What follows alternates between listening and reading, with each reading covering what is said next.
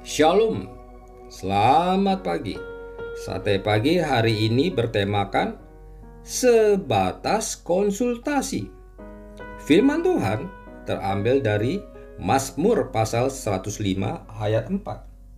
Carilah Tuhan dan kekuatannya, carilah wajahnya selalu. Suatu ketika saya mengalami kemunduran rohani selama beberapa bulan. Saya hanya bercakap-cakap dengan Tuhan bila akan makan, tidur, bangun pagi, atau melakukan rutinitas pelayanan. Semua itu benar-benar hanya sekadar bercakap-cakap. Tidak ada keintiman di dalam percakapan antara saya dengan Tuhan. Semuanya terasa seperti ketika saya sedang menyapa teman saat bertemu tanpa disertai dengan emosi yang kuat di dalamnya. Hingga suatu waktu saya menghadapi masalah yang berat. Lalu saya membaca sebuah buku tentang doa. Akhirnya saya memutuskan untuk mencoba membangun kembali percakapan yang disertai dengan kerinduan kepada Tuhan.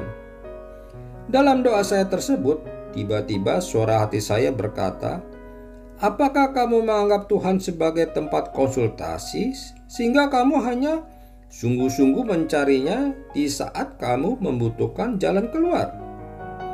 Seketika saya seperti tersadar dari semua hal yang selama ini saya tinggalkan. Tempat berkonsultasi?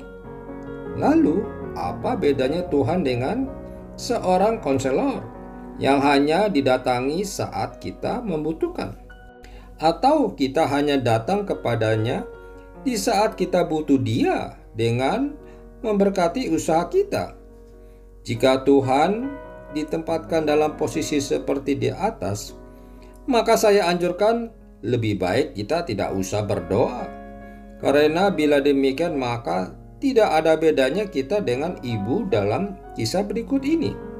Seorang ibu terlihat sedang bersih-bersih di area sekitar gereja, lalu berdoa, "Tuhan Yesus, saya minta izin bersih-bersih ya." Setelah selesai ia kembali berkata, "Tuhan Yesus, terima kasih saya sudah selesai bersih-bersih. Mohon berkati dagangan saya." Ternyata ibu ini non-Kristen yang lata menyebut nama Tuhan Yesus.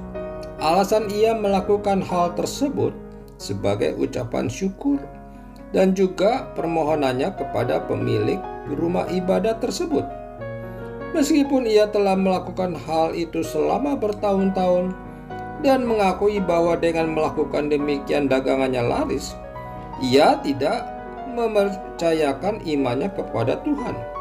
Ibu ini hanya datang meminta berkat, bukan karena ia menganggapnya sebagai satu-satunya Tuhan atas seluruh hidup manusia. Ia melakukan itu hanya sebagai tempatnya mencari berkat, bukan sebagai bentuk penyerahan dari total kepada Tuhan Yesus.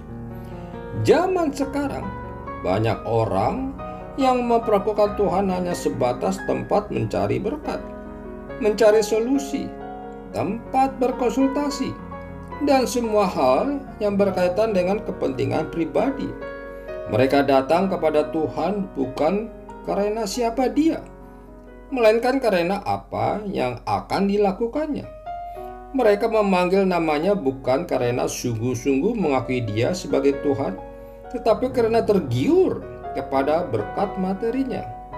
Iman yang seperti inilah yang mudah goyah. Mari kita datang kepada Tuhan karena kita ingin menjalin hubungan yang lebih intim dengannya. Percayalah bahwa mengenal Tuhan dan menikmati hadiratnya jauh lebih indah dari sekadar merasakan berkat-Nya. Amin. Mari kita berdoa. Bapa Surgawi, Engkau adalah Tuhan dan Penciptaku. Untuk itu aku ingin selalu berada di dekatmu. Biarkan aku mendekat kepadamu. Di dalam nama Tuhan Yesus aku berdoa. Amin.